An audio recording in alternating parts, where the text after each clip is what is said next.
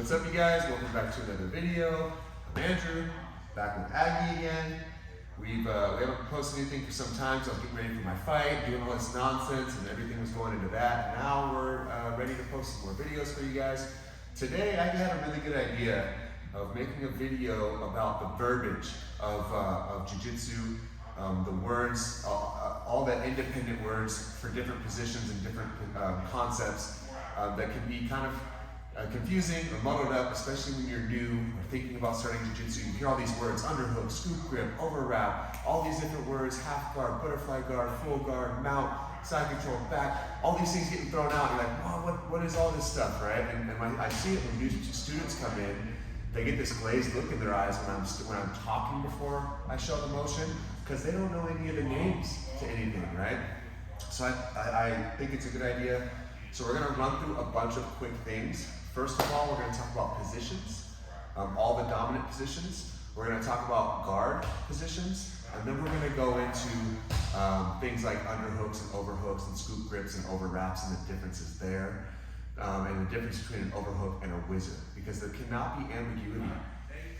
Early on, it won't matter much, but when you're in a match, say at blue belt level, high level blue belt, purple belt level, brown belt level, black belt level, there's no time for me to have to think about what my coach means when he says underhook. It has to be immediate. Underhook cannot be ambiguous, right? So it has a direct meaning for a direct position. And we're gonna talk about all of what those mean to me, how I learned them, and maybe it'll help you out in the future, be a little more confident to go in and try Jiu-Jitsu or understand what your coach actually means. A lot of coaches don't differentiate between these things. An overhook is the arm or the leg, an underhook is the arm or the leg, but I do differentiate because I think it matters at the higher levels, right? So let's talk about the positions, and then we'll move through all those things that I was just talking about, okay? So the first position we'll talk about is mount. So when I get to mount, my goal is to have my knees on either side of the body, wedging her into the mat, right? My knees, my legs are the wedges. And I can't be up like this. A lot of the kids, they'll do this when they're trying to play mount. What I want to do is put my knees on the ground, and I can hook my feet under her, I can cross my feet, I can find her legs, I can do any number of things with my legs. When I want to get into attacks though, I usually bring the legs high, because all of my attacks from mount are at the shoulder line and neck line. Right, so I need to get my hips up to that level so I can look for those attacks, right?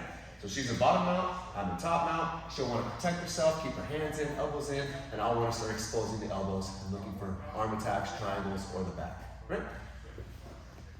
Now to side control.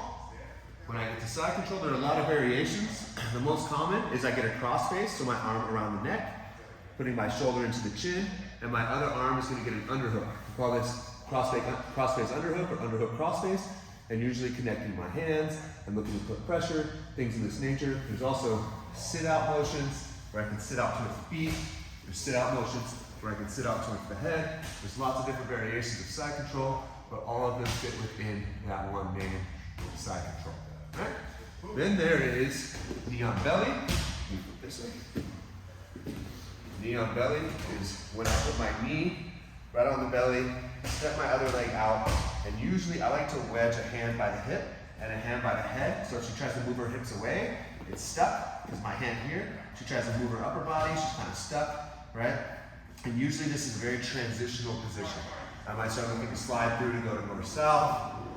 I might look to start attacking arm bars here, or arm bars on this side, or sliding through the mount, any number of things here, but I certainly am not going to plan to stay here for too long. Right? And now we have north-south position. North-south, I have 3 arm orientations I can get into. I can do double unders, where both my elbows are under her arms. I can do double overs, where both my arms are over her arms. Or I can do a combination where I have an over-under position.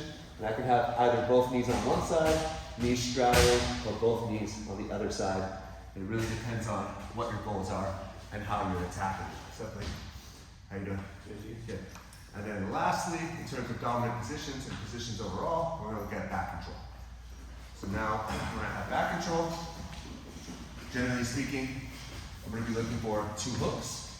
Now there are 5 different leg configurations, and there's 3 arm configurations I can have. I can have a seatbelt, which is good for control and attacking. I can have double unders, which is 100% for control.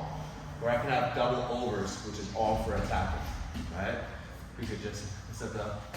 And then as for the leg configurations, I can go 2 hooks, I can go close control, I can go hip clamp, also known as a high ball ride, down here. I can go body triangles, where I pull the leg across, and play my body triangles, right? This one's really fun, get a good squeeze out of them. Right, so there's a bunch of different leg configurations I can get into, as well as the twister hooks and things of that nature. So as far as positions go, dominant positions, that's what you're looking at. You know, mount, side control, back, north, south, and knee on belly. Right, those are the 5 dominant positions. And anytime your coach says you get to one of those positions, that's generally what they're looking for. Right? There's variations within all of them, but generally speaking, those are the concepts, the positions themselves. Right? And now as far as guard positions go, we have closed guard. So anytime your coach says get to guard, this is probably what they mean.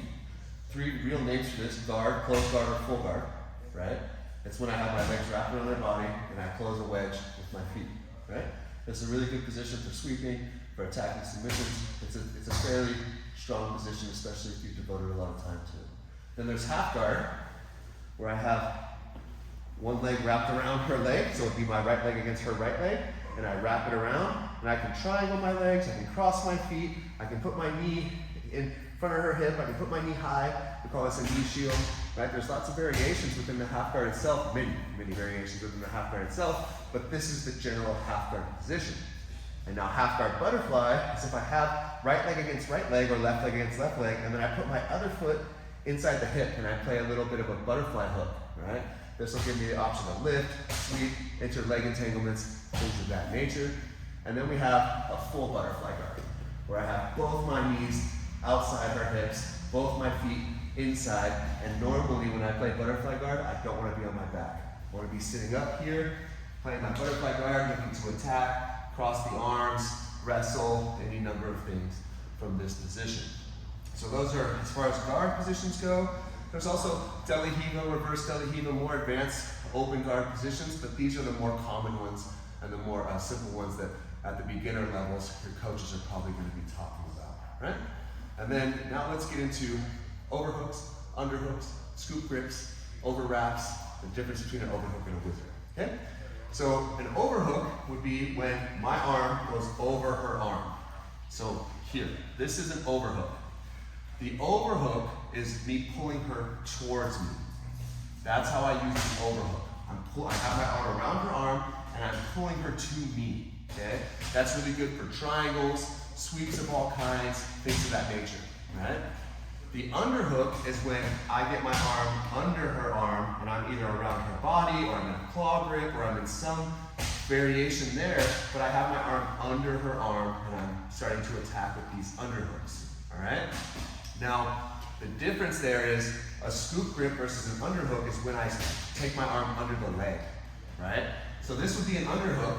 So if your coach is like, scoop grip, you know the difference. If they're just yelling underhook, right arm underhook, you're like, is it here, is it here? I don't know.